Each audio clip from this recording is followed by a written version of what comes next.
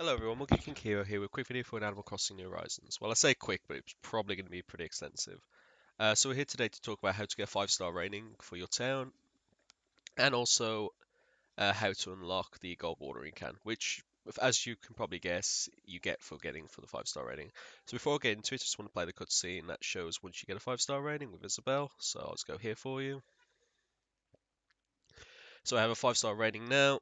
She goes through a quick cutscene basically talking about how it's so popular, etc., that you've done all you can. How your feedback is basically it's so perfect, and then as it goes through, she then gives you the gold watering can. Oh, I don't know if I've been given this and I've had 5-star for a while because I've heard some people say you need to have 5-star and then wait for 15 days. But regardless, as long as you have 5-star rating, you'll get the gold watering can eventually, which then you can use to your heart's content. I have it on me right now, so if I just go into here and get it out, done. So that's how to get the golden watering can. Now, as for how to unlock 5-star rating, I'm just going to talk about how I did it and what I did slowly because I did it over a long drawn out process. And then you can make assumptions on if there's anything more or less you need to do. But yeah, let's just get into it. So for the most part, I tried to go through the game as regularly as possible and essentially make the island habitable by my own needs. Whenever I got an item or a DIY recipe, I'd build it, and if I didn't find a place for my island I wanted, I basically dumped it up a corner in the campsite.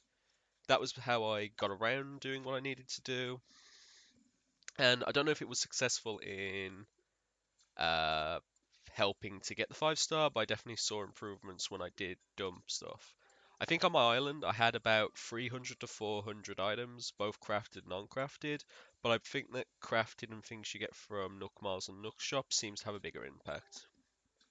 Uh, I don't think bridges and inclines made much of a difference to it, but I know that fencing and flowers definitely do.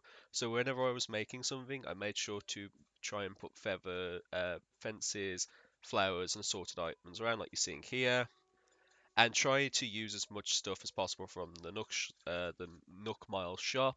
I think my island actually has one item from everything available on the Nook Mile shop, including things like the wind turbines and the lighthouse and stuff like that just scattered around the island. I know my island has at least 400 to 500 flowers. I don't know if that makes a difference, but that's something I did. And I also tried to make sure to cover about 90% of the island. As you can see here, everything that has a path in my map on the bottom right has something on the island, as you can see here. So it's pretty much covered extensively to get the 5-star rating.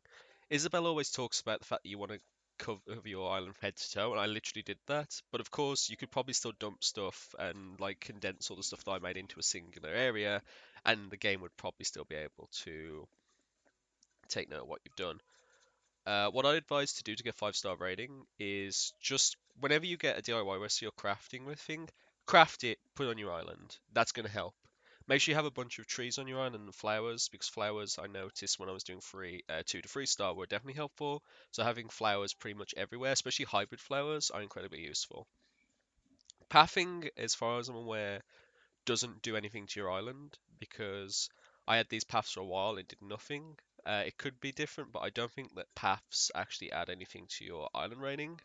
It just seems to be, as you can see from like the island I'm showing you around right now, a case of just put anything and everything everywhere.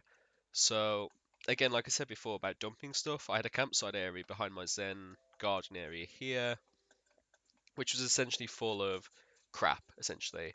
All the crafted things like the tiki torch and some ladders and chairs that I couldn't find stuff for, I just put them in. And same for the Nook stuff, so like this tea and cursor that was like 5,000 Nook miles, I just dumped it here out the way.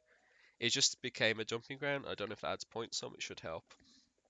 As long as you have an idea in mind of what you want to do your island, like me, so having like a zen area created or a little housing space, and you continuously add stuff to it even if it doesn't make sense. So for instance, there's a milk churner here. It's something that I crafted and I just put there out of the way in front of a house. Same with this, like these market stalls full of crap. It was just stuff filling up space and adding tick marks on.